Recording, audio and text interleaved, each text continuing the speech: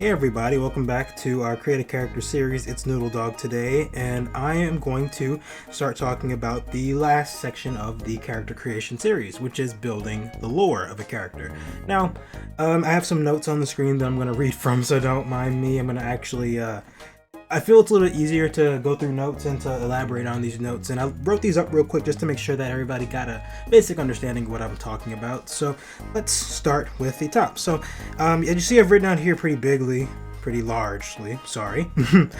After you decide your character's fate, be it a logo, be it a actual character, being a writing series or something like that, you're going to want to build the character's lore or their backstory just to make the character more interesting and a little bit more understandable, so certain things work with the character. So you want to remember a couple of things when you're working with this. So I've got a couple notes. I'm going to zoom in a little bit so you guys can actually see this, and then after this we're going to go to something that I've been working on, and I'm going to kind of do a speed paint kind of thing, or a time lapse, and show you guys how I work with my my concept art.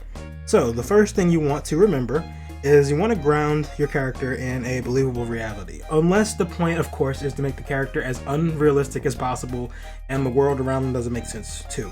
So when you're making a character, be it a sci-fi character, be it a fantasy character, a non-fiction, a fiction character, you want a character that, regardless of all things, it fits in their world. No matter what you're doing with the character has to make sense in the world that they create, unless the character is just an anomaly. You can do this all the time. You can ignore this rule if you want to, but a good rule of thumb to your character, at least acceptable in a world, if you're doing it, at least with fantasy or something like that, then you're going to want to give the character reasons as to why they are the way they are. If you're doing a personal character, like perhaps a character that you'll use, or you're making something like a persona or a fursona or anything like that, then you can base it more in reality because that's a character that's based off of yourself. Otherwise, you'll be much more likely to create a character that is in a world, and you're going to want to be able to set the world standard first. So when you're making a character, you can put a character on the side because the character is not going to go anywhere. As long as you have their notes, as long as you have their appearance and everything, they're going to stay where they are. So you're going to want to be able to at least ground them in a believable reality. So if it's a fantasy world, then you're going to want to create the world first, create the world and establish everything about it. What kind of rules does it follow? Does it follow simple laws of physics? Does it have things that counteract it? Does it talk about magic? Does it talk about science or whatever? Things that would otherwise make the reality different from our own. Once you do that, then you can build the character around the world, and the world and the character can make sense. For a good example, I have a character that I use very often. You might have seen him. Here he is on the screen right here. He is built on myself personally, but then also he's also built on other parts of lore that I've created for him and the universe that I use him for. That's a good example of building lore for a character and building a character for a world for him to work in. So keep that in mind. You're going to want to also justify a character and make the character more believable in their own terms. So say, for instance, if a character has a fear or something like that, like an irrational fear of thunderstorms, or a fear of roaches, a fear of anything, or maybe they have a certain character quirk or something like that that you feel is important to the character. Justify it by giving it a reason. Quirks don't necessarily have to be justifiable, because a quirk can just be something that just, off the top of your head, oh, this character does this every now and again. Then that doesn't really have to be justified. But if it's going to be, if you're going to justify the character for being strong or having a fear or a phobia, or maybe they run a certain job site, they run at a job site, or they do something like that, you're going to want to be able to put the character in a world in that way and say, okay, this is the reason why. And it just makes more sense that way. That way you're not trying to scramble later on in a story or in a concept piece and you're like, well, why the hell is it like this? Well, simple. The reason is because of this, and that makes it easier in your part. You never want to have plot holes in a character and a world, because if that happens, then it becomes hard to explain. People can pick apart what you're working on, and after that, you'll feel kind of bad because you realize that I didn't put enough work into this when I should have. That's another thing I didn't put on this list, but you're going to want to also try to make sure that you're not putting plot holes on something, because if you put plot holes on something, then people can pick it apart, and people may not like it as much because it's inconsistent. So keep that in mind. Let's see. You're going to also want to study other cultures for ideas. Culture in the sense that it doesn't have to be a particular place, it doesn't have to be a particular being. It could be a culture that is popular. It could be anything from like goth, or it could be something like another culture, like a place like it could be Chinese or Korean, or it could be Polynesian, or it could be American, it could be German. It could be something simple as that, and you can expand upon that, but you're going to want to do your research with it. You don't want to make something that may offend somebody because you're not properly representing the character in the way they could be.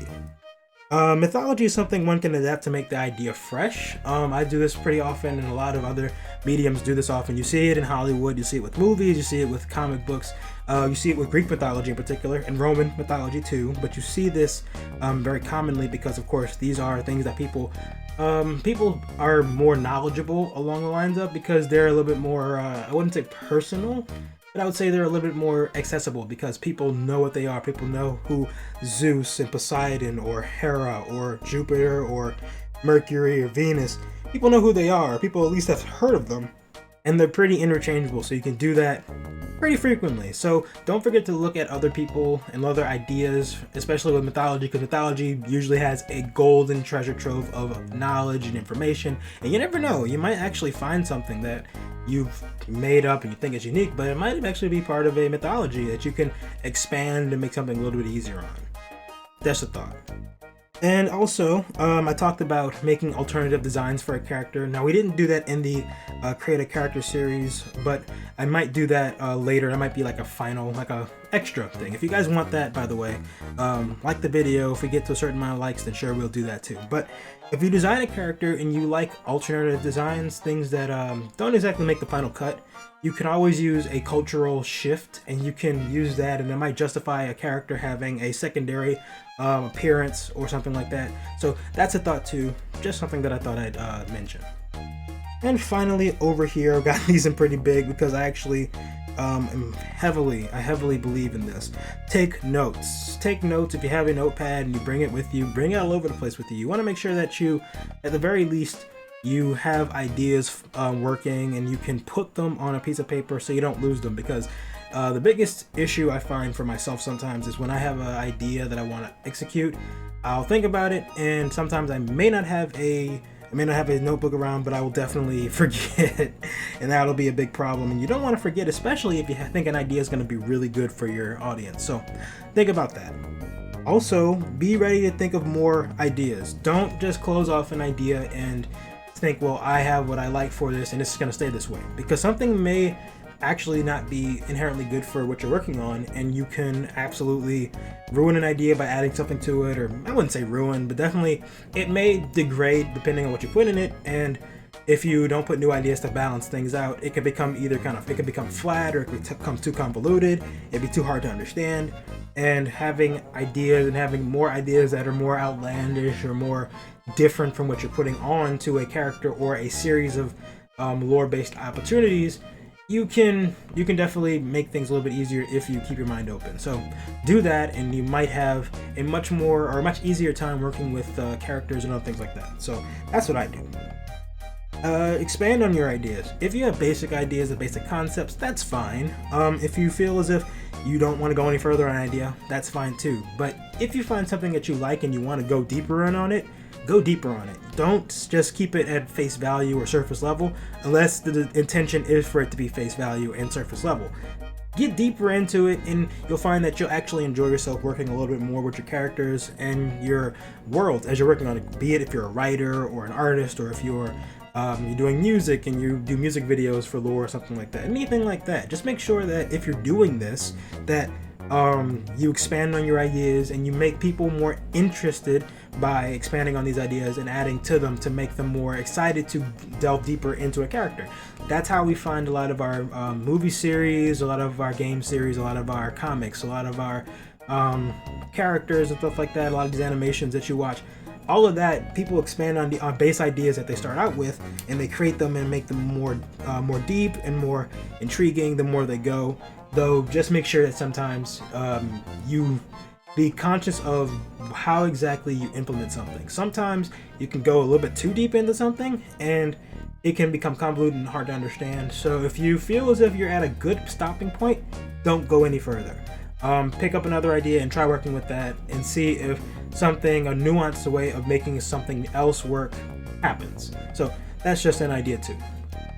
And finally, this is a pretty important one, and I know some people are actually going to be kind of upset because this is one that can be kind of, I don't want to say kind of upsetting for some people, but it is something that people tend to forget, and people get kind of nostalgia based off of a character or something like that. But you can always retcon everything and start over.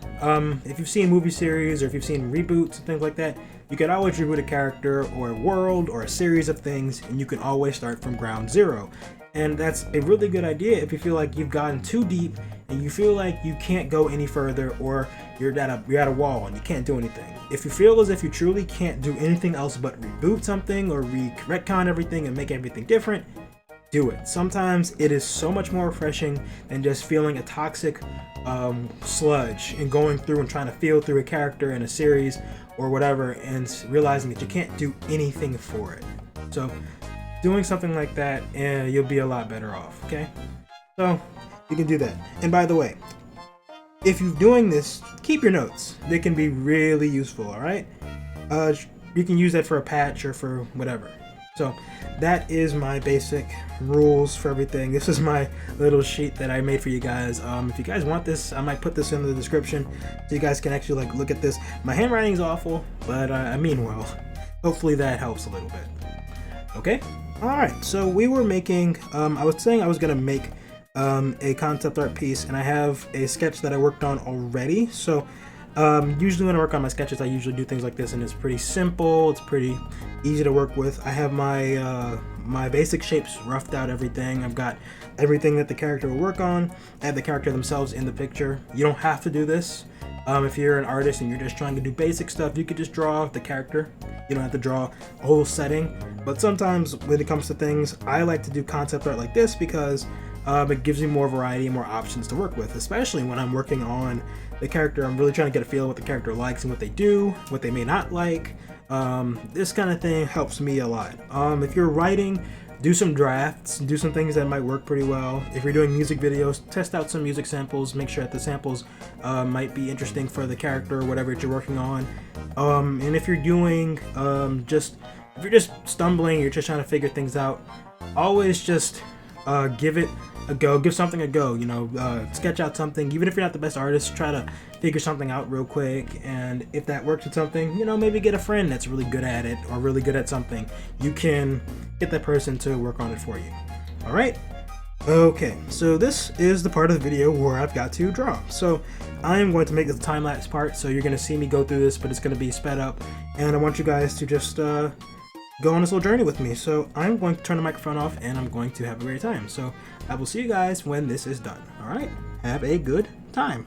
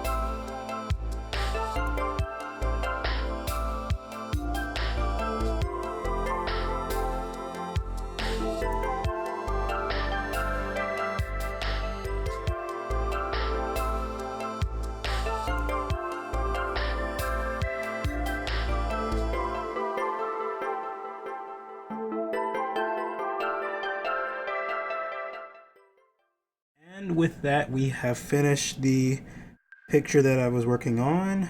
It took quite a little while, it took about an hour my time, but it's going to be sped up for you all. But as you can see, I just made a little apartment for our little cat girl. I just wanted to do this because I want to give you guys some ideas, things that are really simple, that aren't super complex, because this kind of thing is really easy to work on, something that you could put together really quickly, relatively quickly, by the way. An hour for me is usually pretty quick as far as technique and everything goes by, but this is just something that I wanted you guys to see, and I want you guys to consider when you're making your art, or if you're writing something, that simple settings work really well when you're starting off with your concept art and for your other things. So keep that in mind when you're creating lore. Keep things relevant. What kind of things does the character like? As you can see, she has an apartment, it's raining. She's resting in her room right now. She's got a poster. Sorry, she's got a poster that says "Dine in, dig in," and she's a chef, so of course that kind of makes sense. She's got a cactus. She doesn't really take care of the cactus because the cactus can, pretty much subsist off of just light and very little water. She's got a clock that keeps her up, stuff like that. Little things like that in an apartment. She's got a really bare room. She's pretty minimal, and then when she gets into the kitchen, she has more elaborate stuff in there. But would be for another picture. So something basic like this will work pretty well. So just keep this kind of stuff in mind when you're working on your stuff. Don't forget the notes. Don't forget to keep constantly writing down things. You can always expand on things, and this would not be a final draft. This doesn't have to be a final draft. You can constantly make more pieces. You can constantly do more things. You can add more ideas to these things. It all depends on what you want to do with them. So never stop thinking, and if you ever feel like you're stuck in a corner, you can always just take a step back and work from there.